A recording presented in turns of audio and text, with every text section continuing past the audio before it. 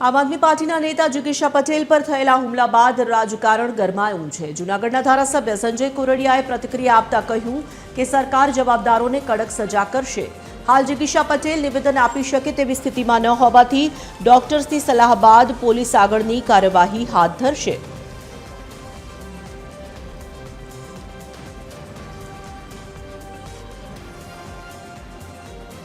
Gujarat police कायदामां गुजरातनी कोईपण सामान्य जनता होय के कोईपण नेता होय आ गुजरातनी तमाम जनताओनी रक्षा करवानी अने तमाम माटे कायदो एक ज सरखो छे अने कायदानुं भान करवा माटे दरेकने कोईपण जातना कोई लोकोने छोड़वामां नहीं आवे अने जे पण कार्यवाही करवामां आवशे फक्त आक्षेपो करवाने बदले पोलीसनी अंदर एमने फरियाद करवानी पण क्षमता राखवी जोईए। फरियाद न करे अने फक्त आक्षेपो करे तो ए न चलावे।